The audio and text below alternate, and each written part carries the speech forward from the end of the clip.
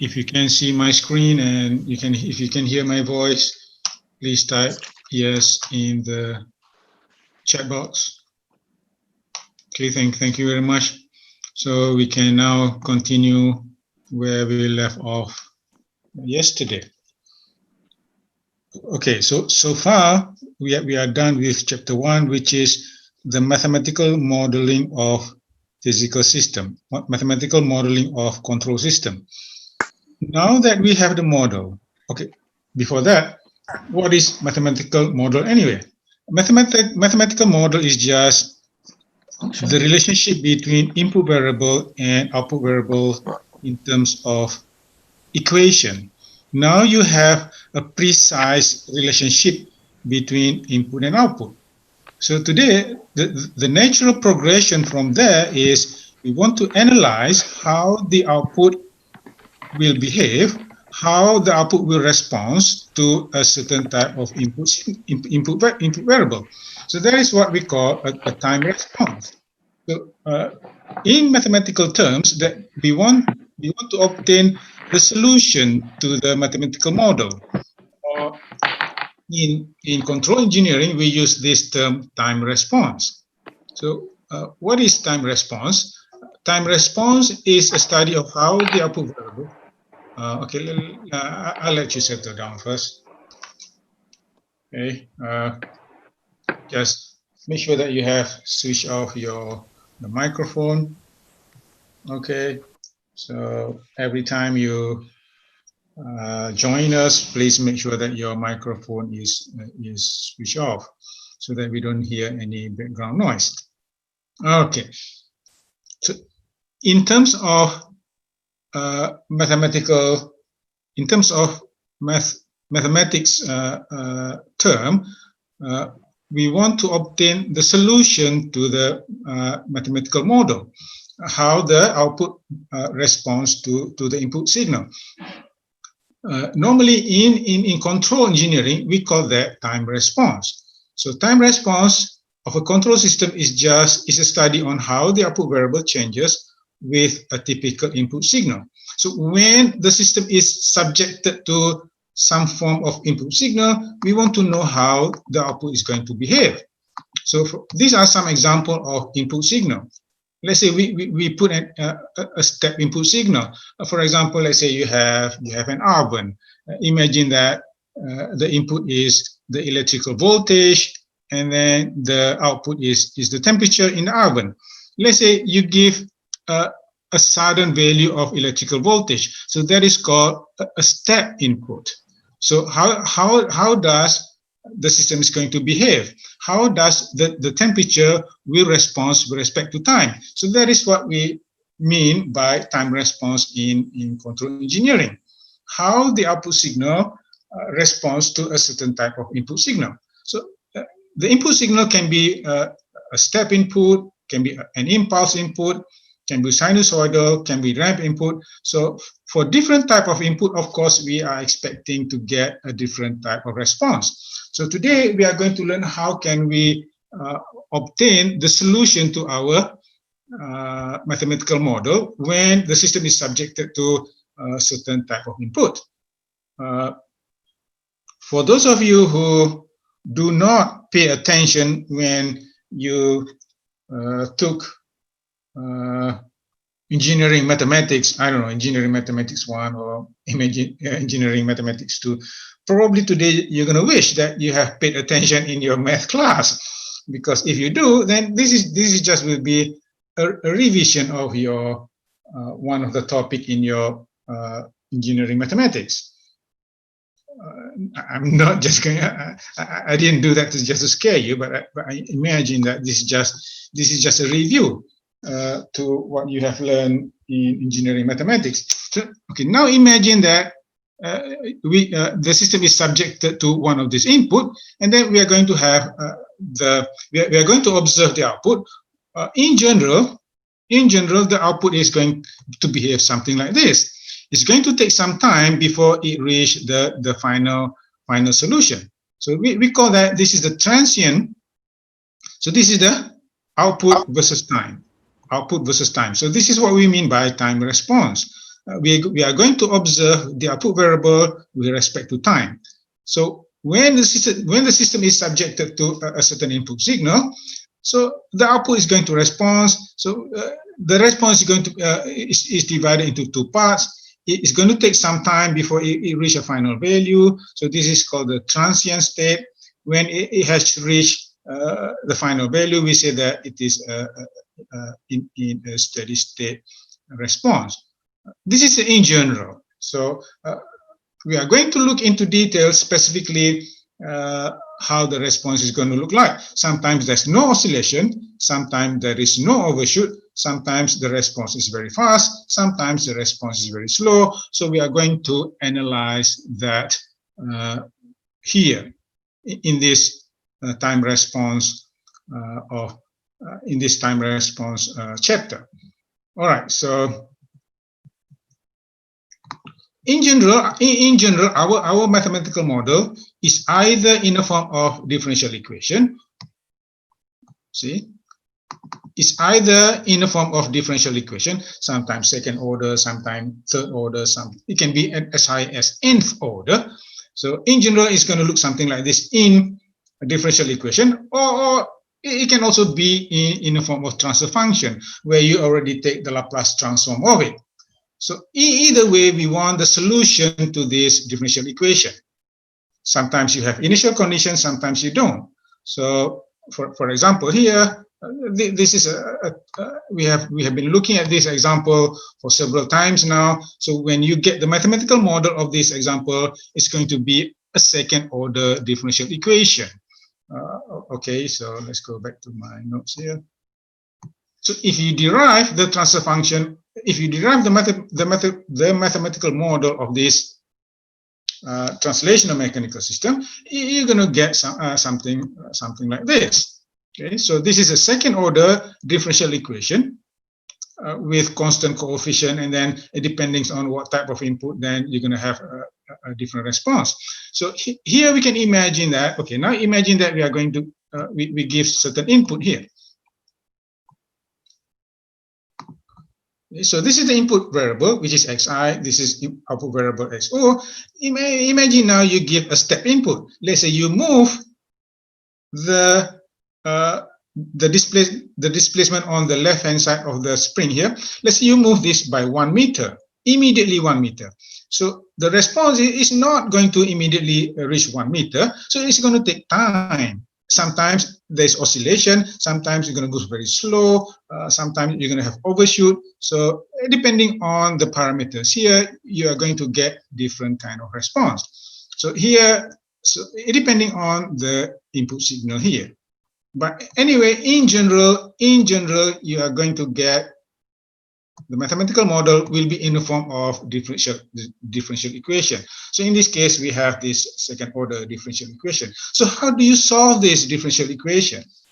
If you had paid attention in your engineering mathematics class, you already know how to solve this. There are several ways that you can solve this. Linear differential equation with constant coefficient and whatever. One of the easiest way to solve, it's not one of the easiest, one of the straightforward way to solve this differential equation is to use the Laplace transformation. Normally, control engineers prefer Laplace transformation because we already have the transfer function. So we are going to solve the differential equation using Laplace transformation. I'm not here to teach you what is a Laplace transformation, how do you get Laplace transformation. You have learned that in your engineering mathematics class. But in general, you can transform a time domain function, f of t. So the small f normally denote the function in time domain. You can transform that, you can take the Laplace transform of any time domain function into a Laplace domain. Laplace domain, normally we represent that by a capital letter, f of s, by taking the integral e to the power of st multiplied by the function dt. So this is the definition of Laplace transformation. The visualization of this, what do you get out of it? I'm not going to teach you math here. We are just going to use Laplace transformation to solve a differential equation. That's all. Okay? The visualization of Laplace transform should have been explained by your engineering math lecturer. But just for the sake of completeness, I'm going to use the definition of Laplace transform to make a transformation of the easiest form of f of t. So the easiest function is, of course, f of t is just equal to 1. So this is the easiest one. Here. What is the Laplace transformation of f of t is equal to 1? This is the simplest function there. I always like to solve simple functions, simple problem. I've told you many times already. Difficult problem, of course, that's your job to solve difficult problem. Okay, so imagine now we have f of t is just equal to 1. Then we are going to get the Laplace transform of that. This is very simple and straightforward. Okay, just use the definition of Laplace transform. Okay, so this is our f of t. F of t is just equal to 1. So this is the definition of Laplace transform. So the Laplace transformation f of t is just the integral from 0 to infinity e raised to the power of negative st and multiplied by the function f of t. But our function is f of t is just equal to 1.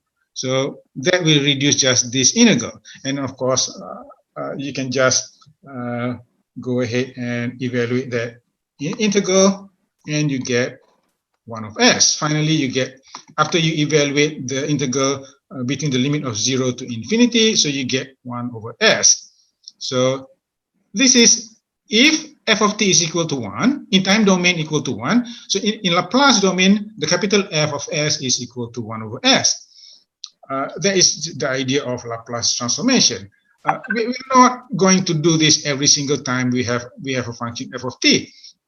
We are just going to use the Laplace transformation table to help us solve the differential equation. So we're just going to go ahead to the Laplace transformation table.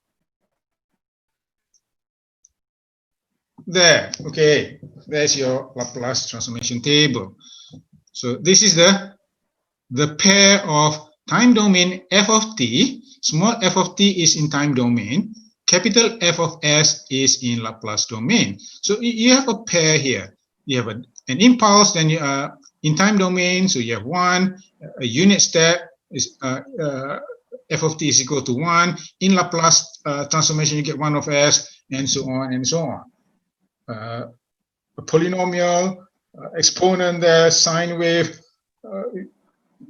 We have this a pair of time domain and Laplace domain element here. And so we are going to use this. So I'm going to attract your attention to this Laplace transformation of the first derivative.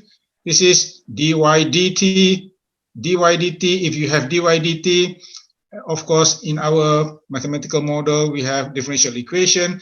So when you want to take the Laplace transform of the first derivative, it is just as capital Y of s minus y of 0. So y of 0 here is the initial condition in time domain. This is y of 0, y at t equals 0. Please distinguish between capital Y and small y. Small y represent time domain value. Capital Y represent the Laplace domain, the frequency domain. Sometimes people say that as well. So this is the initial condition. Y of 0 is the value of y when time equals 0. Again, if you have a second derivative here, so this is y double prime. Y double prime is the second derivative of y with respect to time. So when you take the Laplace transform of a second derivative, you get s squared capital Y of s minus sy of 0 minus y prime of 0. I'm going to attract your attention here. So y of 0 and y prime of 0 are the initial condition in time domain. The value of y at time t equals 0, the value of y prime at time t equals 0. So you can move back and forth.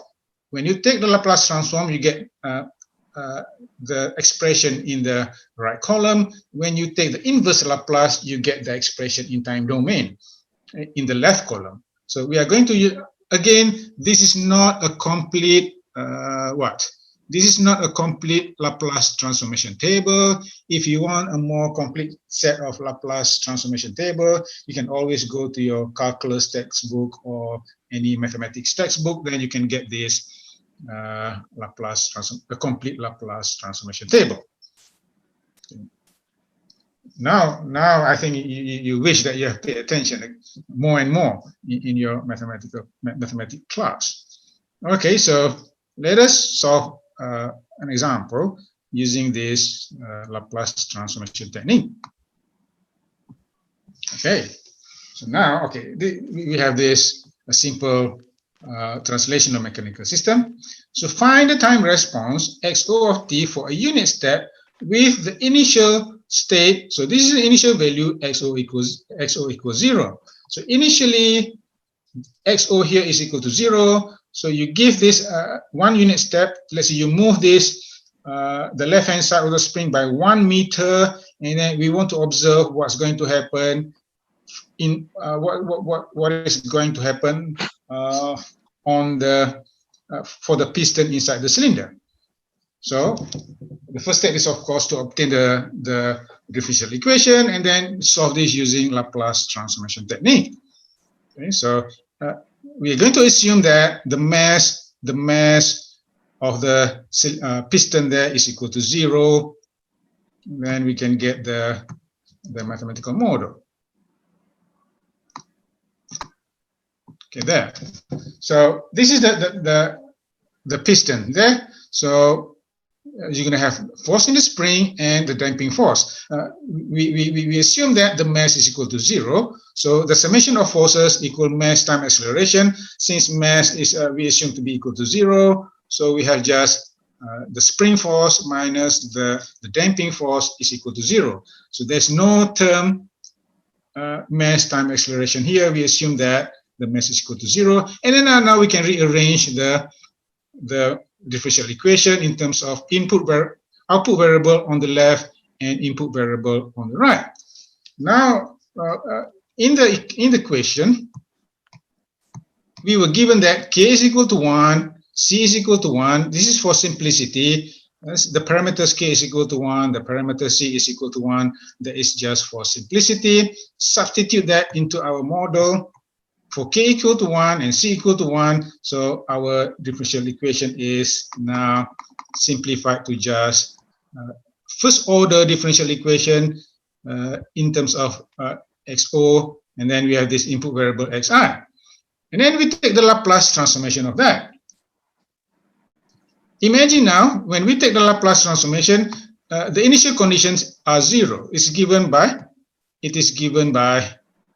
in the question. So the initial condition is 0. So you don't need to take you don't need to worry about the initial condition. But most of the time, the initial conditions are 0. But you need to be careful. Sometimes the initial conditions are not 0. All right. So take the Laplace transform. This is the first derivative.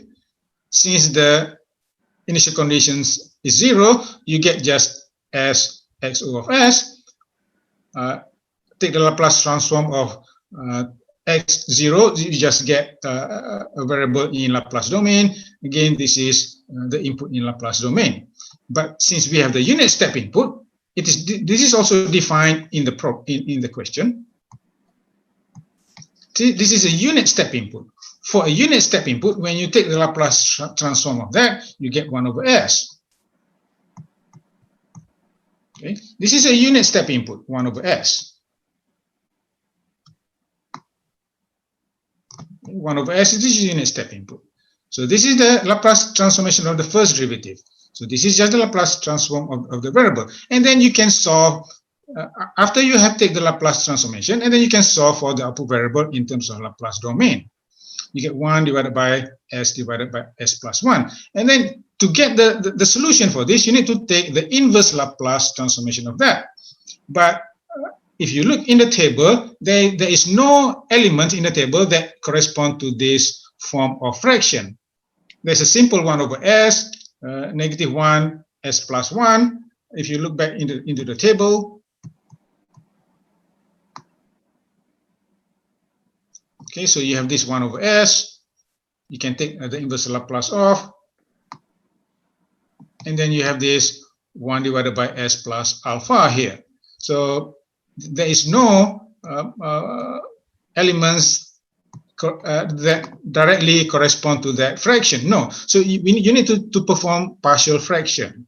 You need to perform partial fraction so that the elements are equivalent to the elements in the table. Once you have performed the partial fraction, and then you can take the inverse Laplace of that. The inverse Laplace of 1 over s is just 1. We have proved that in our first example today. The inverse Laplace of that is just negative 1 e raised to the power of negative 1t. The inverse Laplace transform of this. Again, make the table friendly, that 1 divided by 1 plus alpha, the inverse Laplace of that e raised to the power of negative alpha t. All right, so now here we have this solution. So this is the solution of the problem in time domain. The output variable. This is what we want to analyze. How the output variable behave when the input variable is a unit step. It is 1 minus e raised to the power of negative t. You can plot that. This is just an exponential function. So this is the transient part. It's going to take some time before it reaches final value.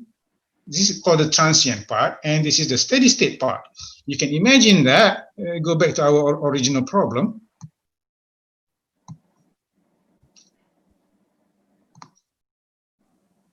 Okay, so when we move the left-hand side by 1 meter, finally the piston is going to move 1 meter, but it's going to take some time. It's going to slowly because of the viscosity of the fluid in the cylinder. So the piston is going to take some time to reach its final value. The final value of the piston is going to be 1 meter.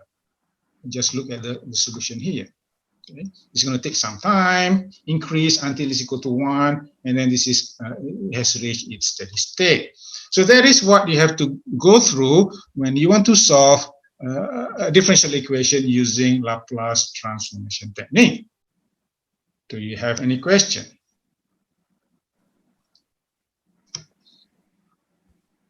No question. All right, no question is good. Let's try another one, I guess. Okay, let's try another one.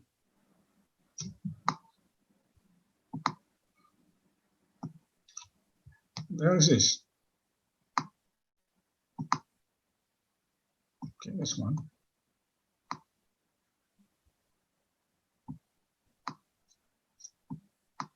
Yeah, let's solve this problem. Example 1 again. See, the numbering of example is, you might get confused, but if you pair our notes with the note if you pair this note with my handwriting notes, I think there should be no ambiguity. So here, find the time response x of 0 when the input is a unit step. So you have the input here is going to be a unit step, but here you have a mass, you have the spring, and you have the damper. Again, with 0 initial condition. Initial conditions are 0. It is given here initial conditions are 0. If the initial conditions are not 0, then you need to take account for that. And then the parameters are given. The value of the parameters, k over m is equal to 2, c over m equal to 3. So we want to obtain the time response of this. anytime you see a mass, anytime you see a spring, there is a possibility of oscillation there, depending on the ratio of k rho m and c rho m. So we don't know yet what's going to happen, so we are going to solve that. We are going to solve this using the Laplace transformation technique. So our first task is to obtain the mathematical model, and then take the inverse, take the Laplace transformation, solve for the output, take the inverse Laplace, and you will get the time response. Okay, so my life is a lot easier now. Everything is there. I don't have to write anything on the board. I can grumble all I like. I'm a grumpy old man by the day. Okay. From example 1, we already have this mathematical model. I'm not going to repeat again how are we going to get this mathematical model. So it's going to be a second order. Why is it second order? Because we have mass. So the second order here comes from mass time acceleration. The first derivative comes from the damping, and you have a spring. So a second order differential equation. But the parameters are given. C rho m is equal to 3, k rho m is equal to 2, and now you can substitute C rho m equal 3, k rho m equal to 2, and then take the Laplace transform of that with initial conditions equal to 0, and then you get this Laplace. You get this equation in terms of Laplace variable. Again, the capital XO represent the Laplace variable of XO. The capital XI represent the Laplace variable of XI. And then you can solve for the transfer function. This is what we call the transfer function. Is the ratio of the output over the input when the initial conditions are 0. So we get the transfer function. So this is the transfer function.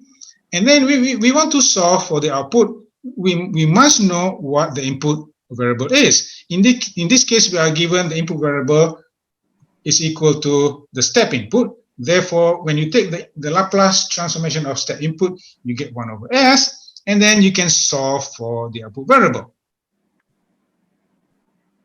Okay. Once you put the input in, and then you can solve now for the output variable. So you put xi is equal to 1 over s. Now this is the expression for the output variable in terms of Laplace domain. Capital XO represent the Laplace variable of XO. And then you need to take the inverse Laplace of this using the table. There's a limited elements in the table. There is no expression in the table equal to this somewhat complex quotient. So somehow you need to turn this ratio into elements that is already available in the table. So you need to form what we call a partial fraction. I think you have learned partial fraction in your math class. See, it is easy being a lecturer. All you have to do is push back everything to the previous lecturers. You have already learned this in dynamics. You have already learned this in mathematics. I'm expecting you to know this. See how easy it is to be a lecturer. You might want to be a lecturer one day. See, it's easy for me. Yeah, you have learned this partial fraction in your math class. There's no problem. But anyway, I'm going to refresh your memory anyway. Okay, so we are going to decompose this expression into partial fraction. See, when you have 3 terms in the denominator, you're going to have 3 fractions. So the factor in the denominator is s, 1 plus s, and no, s plus 1 and s plus 2. Therefore, you're going to have 3 fractions. A over s, which is s is the first factor, b over the second factor, which is s plus 1, and c is the third factor divided by the third factor, s over 2. So your task is to determine what is the value of a, b, and c. all you have to do is just expand that. You multiply. So the original quotient here is going to be equal to this new partial fraction format. Just multiply everything by the denominator. See, the denominator is s plus 1, s plus 2. Multiply everything by the denominator, so you get just on the left hand side you get this 3s over 2, which is just the numerator, and then every term here multiply by every partial fraction here you must multiply by the denominator. Then you the first term here multiply by s plus 1, s plus 2. So you have this a s squared 3as 2a, that is from the first term. And you repeat that for the second term, and you get the b, and then you repeat that for the third term, you get the c, the c coefficient. And then you need to solve for a, b, and c. You just compare the coefficient of the polynomial. On the left hand side here, you only have s to the power of 1, so you don't have s to the power of 2. Therefore, the coefficient for s to the power of 2 is just equal to 0. So basically, a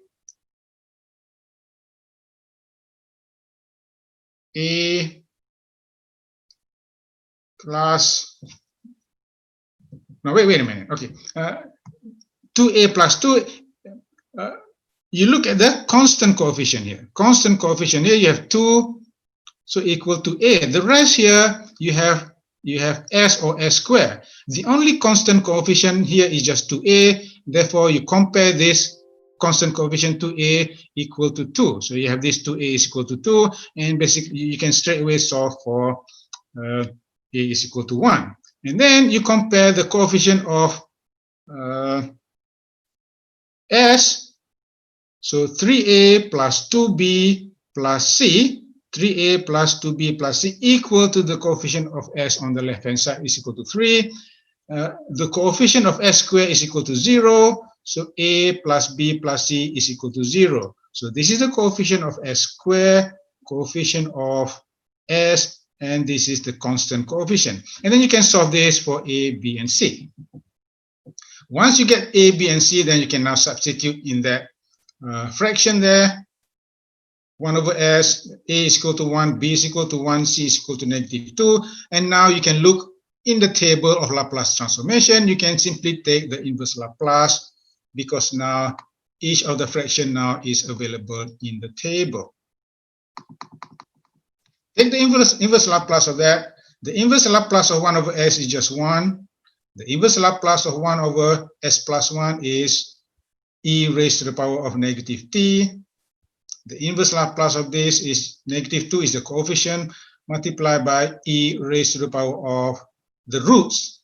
The roots here is -2, so e raised to the power of -2t. And then if you can draw this response with respect to time, and you get the response is something like exponential increase of a function, and then you have your transient part, and then you're going to have your your steady state part. Okay, so do you have any question?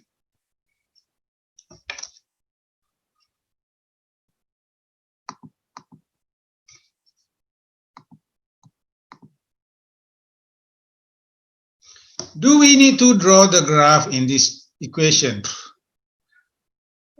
No, this is a free country. You can do anything you like. You don't have to do anything. Even the test for this class is optional. No, I'm just kidding. Sorry about that. Depending on the question. If the question asks you to draw the response, then you need to draw this graph. If the question just wants you to obtain the mathematical solution of that, then you don't have to draw. So, and then why do I draw this? Why do I draw this response? Because I want to show you there is a transient part, there is a steady state part. What do we mean by transient part? What do we mean by steady state part? In the test, if the question asks you draw the output or sketch the output with respect to time, then you need to draw this graph. If not, then if you just give this mathematical expression, that will be sufficient. Do you have any other question?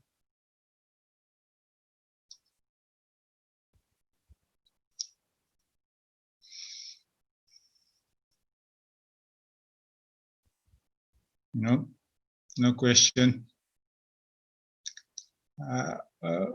Sometimes we wish that, okay, do you have a magic whiteboard at home? We miss it. No, I don't have my magic whiteboard at home. My magic whiteboard is in the office. Hopefully that I can get back to office after 14th of November. I miss my magic whiteboard as well. All right, so do you have any other question? Sometimes we wish that we have a simpler method of determining A, B, and C. Do you wish that we have a simpler method of determining A, B, and C? Anybody? Do you wish that you have a simpler method? Yes. Okay, your wish is granted. I'm granting your wish. Yes, there is. There is a simpler way of determining A, B, and C rather than to solve this simultaneous equation comparing the coefficient of the polynomial. We are going to learn that next week. There is a simpler way of that we can determine A, B, and C. It is called the residue method. Sometimes it is also called the what? I always call it the residue, the remainder method. So we are going to learn that next week. So that is the end of our class today. So I'm going to end my presentation here. I'll see you again next week. And don't forget to start working on your assignment. By the way, that assignment, I extract the assignment from previous question from the previous final exam question. So your assignment there, I extract from previous past year final exam. So if you can do that, if you can solve that assignment, you are in a good shape. Okay, so I'll see you again next week.